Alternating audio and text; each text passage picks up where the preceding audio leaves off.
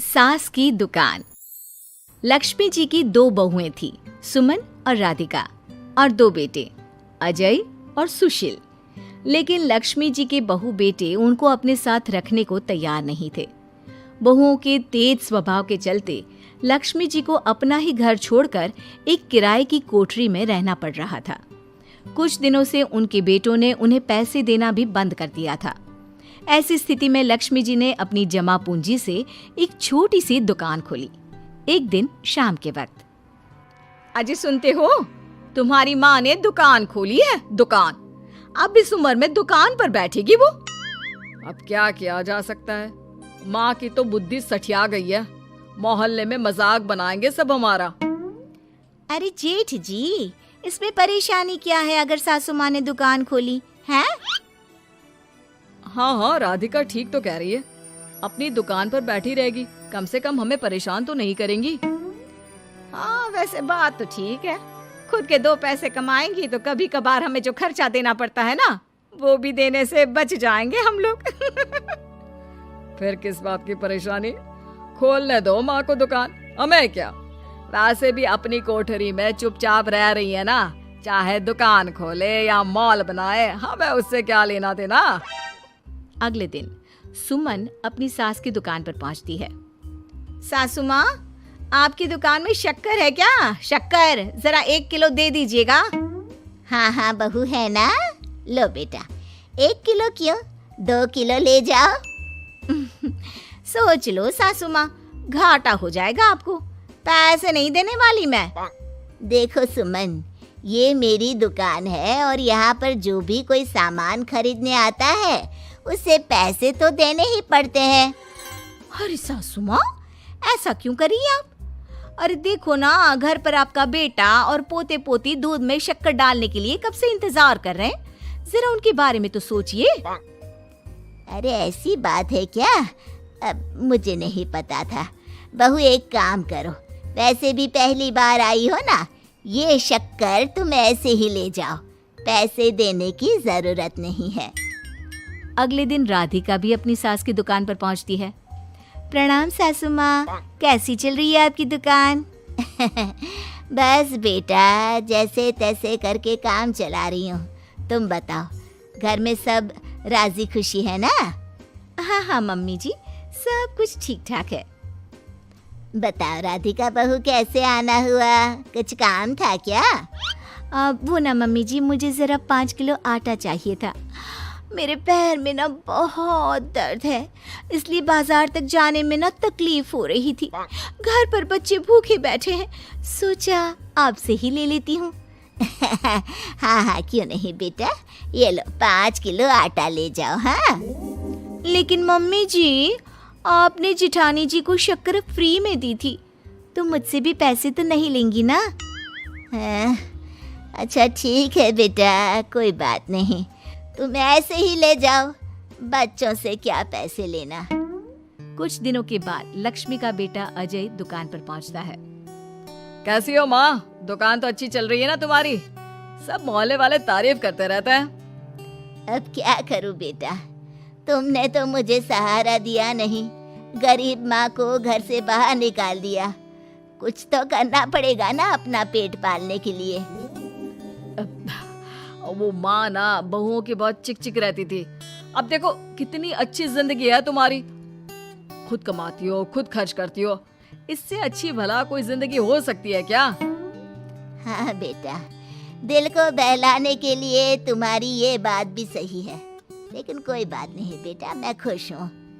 अच्छा माँ, मैं क्या कह रहा था, जरा 500 उधार तो दे देना। कमाल की बात है बेटा, तुम मुझसे पैसे उधार मांग रहे हो? तुम्हारे पास पैसों की क्या कमी है? अरे माँ, इस महीने की तनख्वाह नहीं आई और आप तो अपनी बहू को जानती है ना, उसे शॉपिंग करनी है। जल्दी वापस लौटा दूंगा माँ। ठीक है बेटा, ये लो 500 रुपए, लेकिन देखो कुछ दिनों में वापस दे देना, मुझे अपनी दुकान के लिए माल भी तो खरीदना है। हाँ हाँ ठीक है माँ, जल्दी पैसे लौटा दूंगा। बहुत दिनों तक अजय अपनी माँ लक्ष्मी के पैसे वापस नहीं देता और सुमन और राधिका बार बार किसी न किसी बहाने से अपनी सास लक्ष्मी की दुकान से बिना पैसे दिए खूब सारा सामान ले आती है, जिसकी वजह से लक्ष्मी को अपनी दुकान में बहुत घाटा होता है। फिर एक दिन जब राधिका सामान लेने के लिए लक्ष्मी की दुकान पर पहुंचती है, सासू माँ, जरा वो 1 किलो दाल तो देना। नहीं बहू, अब मैं तुम्हें या सुमन को कोई सामान फ्री में नहीं देने वाली। तुम लोगों ने कभी कोई मदद नहीं की मेरी, उल्टा मेरी दुकान से फ्री का सामान ले जाकर मुझे मुश्किल में डाल दिया है। लेकिन मम्मी जी, हम तो आपके बच्चे हैं ना। अगर इतना ही मेरे बच्चे हो तो फिर मुझे घर से बाहर क्यों निकाल दिया? देख बहू, अब मैं तुम्हें 1 रुपए का सामान भी फ्री में नहीं दूंगी। और जाकर सुमन को भी कह देना, आए दिन तुम्हारा पति मुझसे उधार ले जाता है और वापस भी नहीं लौट आता। राधिका गुस्से में घर वापस आती है। घर आने के बाद, क्या हुआ राधिका, बहुत गुस्से में लग रही हो तुम? सासू माँ की दुकान पर गई थी ना? सासू माँ का तो कुछ करना पड़ेगा, जब से ये दुकान खोलकर बैठी है। अक्कड़ तो देखो उनकी। अरे लेकिन हुआ क्या है? होना क्या है, दाल लेने गई थी, मुझे 4 बातें सुनाकर उल्टा भेज दिया, कुछ दिया भी नहीं। ये तो सासू माँ ने ठीक नहीं किया। देखो मेरे पास ना एक बहुत अच्छा प्लान है। कैसा प्लान भाभी? हम अपनी सासू माँ की दुकान में किसी चोर से कहकर चोरी करवा देते हैं और सारा सामान अपने घर मंगवा लेंगे। उसके बाद हमारे पास फ्री में सामान भी आ जाएगा और सासू माँ की अकल भी ठिकाने आ जाएगी। ठीक है भाभी, मैं आपका पूरा साथ दूंगी।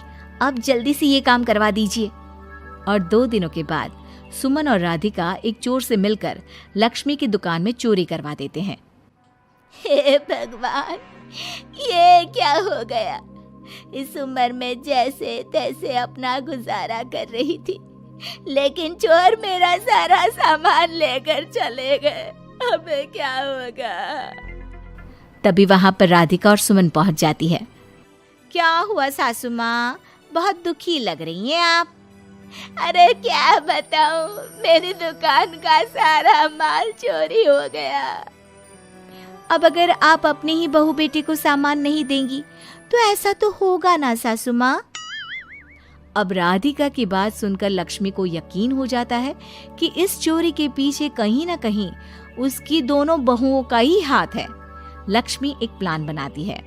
पैसे उधार लेकर अपनी दुकान में फिर से खूब सारा सामान ले आती है। अरे भाभी, देखा आपने, सासू माँ की दुकान तो फिर से सामान से भर गई है। हाँ वही तो, मैं तो सोच रही थी कि एक बार में उनकी अकल ठिकाने आ जाएगी, पर लगता है फिर से कुछ करना पड़ेगा। लेकिन अब हम क्या कर सकते हैं? अरे वही जो हमने पहले किया था। इसका मतलब फिर से चोरी करवाएंगे? हाँ, उसके बिना हमारा काम कैसे चलेगा? और इस बार चोरी करने हम दोनों चलेंगे, कुछ नहीं छोड़ेंगे उनकी दुकान में।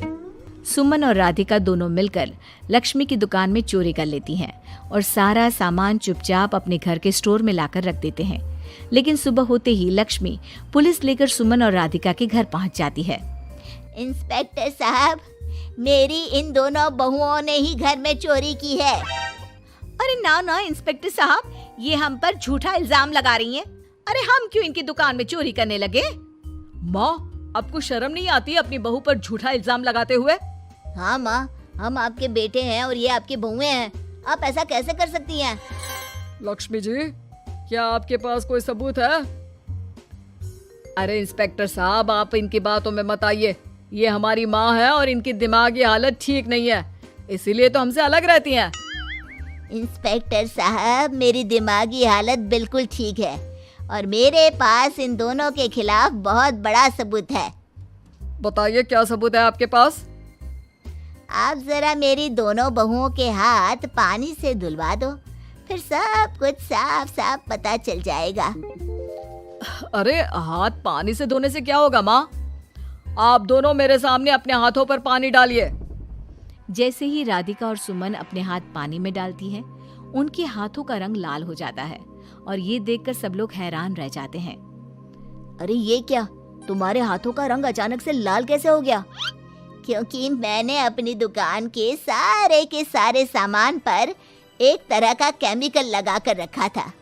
मुझे पता था जो भी चोरी करने आएगा वो सामान को अपने हाथों से उठाएगा और उसके हाथों पर रंग लग जाएगा। अरे माँ, आप तो बहुत चालाक निकली। इसे चालाक नहीं बेटा, बुद्धिमान कहते हैं। और जिसके तुम्हारे जैसे बहू बेटे हो उसे थोड़ा बहुत तो अपनी अकल से काम लेना ही पड़ता है ना। शर्म नहीं आती आप लोगों को अपनी ही माँ को परेशान करते हुए? हमें माफ कर दीजिए सासू माँ, हम आइंदा ऐसी गलती कभी नहीं करेंगे। और हाँ, आपको अपने साथ रखेंगे, आपकी सेवा करेंगे और पूरी इज्जत भी देंगे। हमें माफ कर दीजिए।